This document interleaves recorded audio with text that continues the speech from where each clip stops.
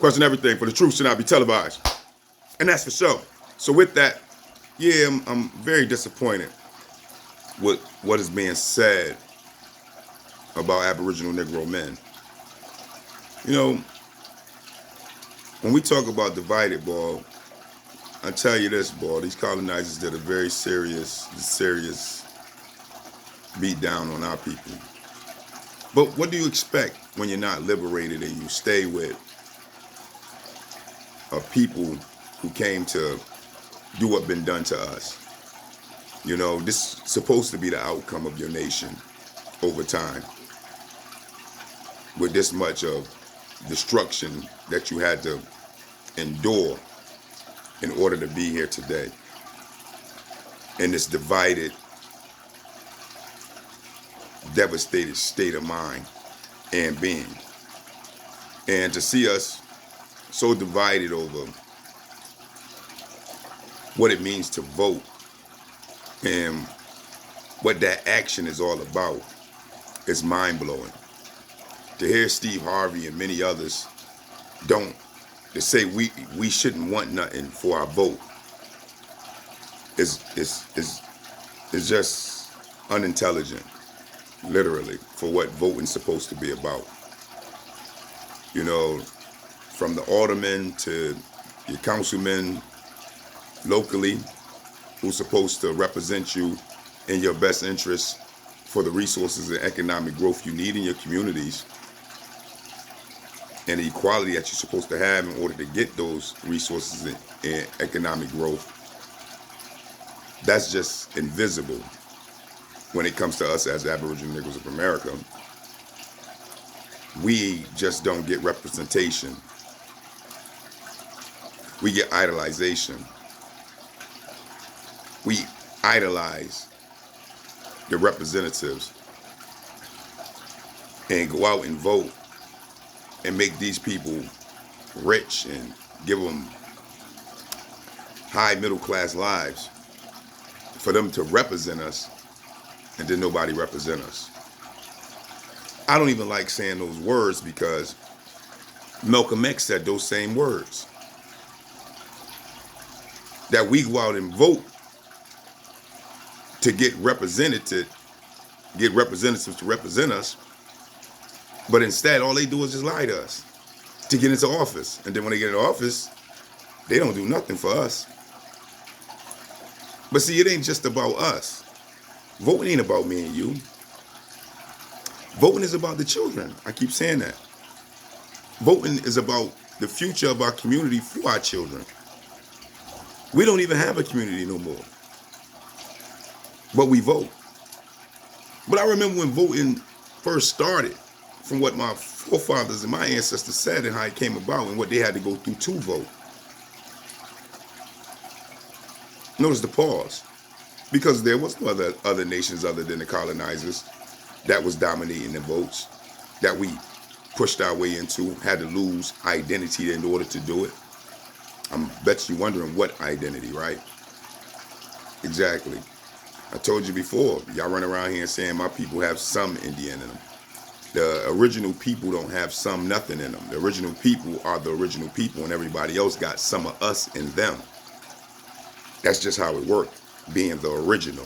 You can't be anything other than the blueprint of everybody else. So no matter where you at as melanated people, being the original, you are the blueprint, the dominant of what everybody else have in them. Bottom line. So everything starts with you. So the Aboriginal Negroes of America, the true American, are who we are. It's just what it is.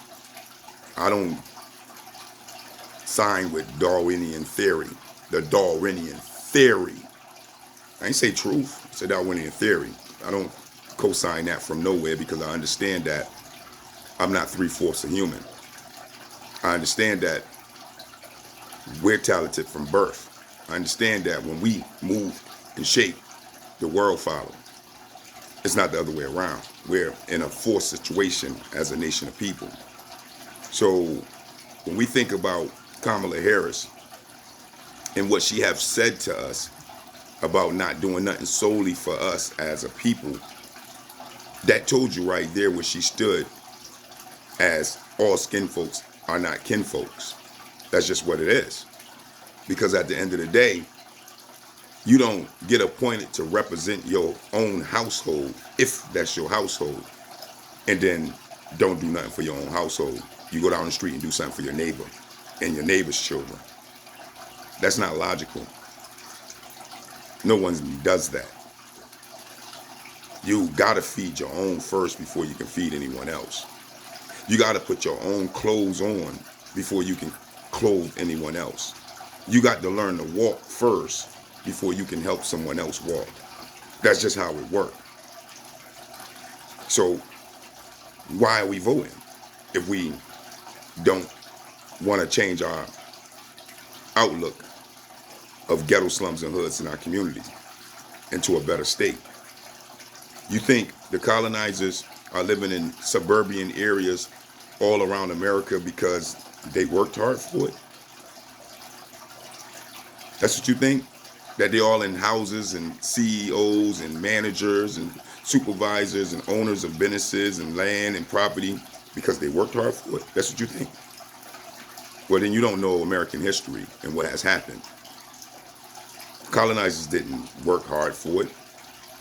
It's their system because they took everything. It's their system because they took everything by force. That's how they came into power. And in turn, they sat back and watched another nation of people work to the bone in order to build up a country, a government that they controlled. And with the resources of what they took, they implemented those resources out to their nation of people, putting them on top of everybody else, making sure that their nation of people be the dominance of wealth in the United States, be the dominance of living good in the United States. And then one day, 42 million came through Ellis Island. No doubt, to balance out and water down the dominance of the Negroes as journeymen and skilled workers. You got to read, man. Do your own investigative research and stop listening to word of mouth and the colonizers. Their airways, their TV screens, and the people that get paid by them to push their agenda. Because that's what it's about. So no, I'm not a male chauvinist. I'm not none of that crap.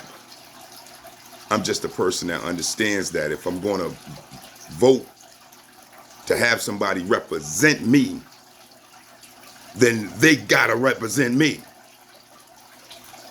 Why else am I voting for them to represent me? And I'm not talking about representing everybody, representing me. That's why I'm voting. That's why all the other nations vote. And all the other nations get things solely allocated to them. That's just what it is. You don't hear foreign affairs tell, oh, I'm not just going to do something solely for Ukraine.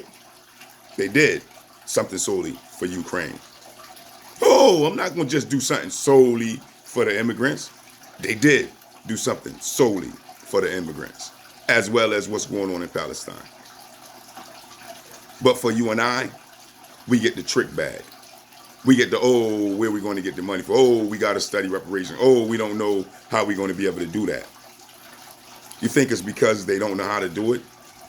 No, I'm going to say what it really is. It's because the color of my skin. It's because the reality of what really is going on. It's because of what been going on for hundreds of years. And this is why they can't solely do justice in the form of what it is for us. So no, I'm not going to vote for anybody that won't help my babies and my children to come, which is my grandbabies, to be able to have a better future based off of economic growth and resources allocated to them solely in their communities, for they can have small businesses and businesses in our community. And if you don't understand it, I just don't get you. I just don't understand you. But that is the question. You let me know. Peace, peace.